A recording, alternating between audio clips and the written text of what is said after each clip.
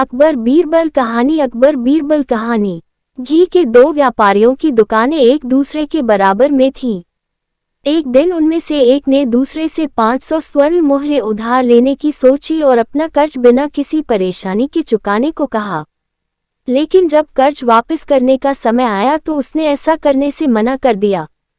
उसने ये भी स्वीकार करने से मना कर दिया कि उसने उससे रुपए उधार लिए हैं।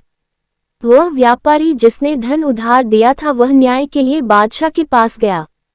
बीरबल को हमेशा की तरह न्याय करने को कहा। बीरबल ने दोनों को बुलवाया और दोनों की कहानी सुनी। बीरबल ने दोनों से 10 दिन का समय मांगा और दोनों व्यापारियों को घर भेज दिया। समस्या पर गहन विचार के बाद बीरबल ने तेल के 10 टिन मंगवाए। हर टिन में 10 किलो तेल था और उनमें से 2 में बीरबल ने सोने के सिक्के डाल दिए। तब उसने 10 टिन अलग अलग 10 व्यापारियों को दिए और उनकी कीमत पता करने को कहा। उन्हें वे टिन घर ले जाने और 3 दिन बाद वापस आने को कहा। बीरबल ने सोने के सिक्के वाले दोनों बर्तन घी व्यापारियों को दे दिए। वह व्यापारी जिसने धन उधार दिया था वही ईमानदार था और उसने सोने का सिक्का लौटा दिया। लेकिन उसके बेईमान पड़ोसी को सिक्का मिला तो उसने उसे अपने बेटे को दे दिया। निश्चित दिन पर सभी 10 व्यापारी तेल लेकर बीरबल के पास आए और उन्हें मूल्य के बारे में बताया। बीरबल ने उस व्यापारी के टिन को ध्यान से देखा जो अपना कर्ज नहीं चुकाना चाहता था और यह भी देखा कि सिक्का गायब होने के साथ उसमें से कुछ तेल भी कम था। जब बीरबल ने इस बारे में पूछा तो व्यापारी ने जवाब दिया कि जब मैंने इसे परखने के लिए गर्म किया होगा ये तब कम हो गया होगा। बीरबल बोले, अच्छा ये बात है, चलो मैं देखता हूँ, मैं अभी वापस आता हूँ।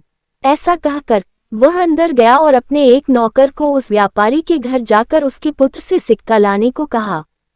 बहुत जल्द वह लड़का सोने के सिक्के के साथ दरबार में आ गया और तुरंत उससे बीरबल ने पूछा, क्या तुम वे 5 सिक्के लेकर आए हो जो तुम्हारे पिता को तेल में मिले थे? तभी उत्तर आया, मालिक, तेल में केवल 1 सिक्का था, 5 नहीं। बीरबल ने तब व्यापारी से कहा, जब तुम 1 सिक्के के लिए बेईमानी कर सकते हो, जो मैंने तेल के डिब्बे में डाला था, वो इसके साथ तुमने उसमें से कुछ तेल भी निकाल लिया और गर्म करने के कारण तेल कम होने का बहाना बना दिया, तब तुम 500 सोने के सिक्कों के लिए सच क्यों बोलोगे जो तुमने पड़ोसी से उधार लिए थे? अब तुम्हारे पास कहने को क्या है? अब व्यापारी को बचाव का कोई तरीका नजर नहीं आया तो उसने सभी तेल व्यापारियों के सामने अपनी गलती मान ली। इस कहानी से मिलने वाली शिक्षा, सच कभी भी पर्दे के पीछे नहीं रह सकता। बेईमानी देर सवेर सामने आ ही जाती है।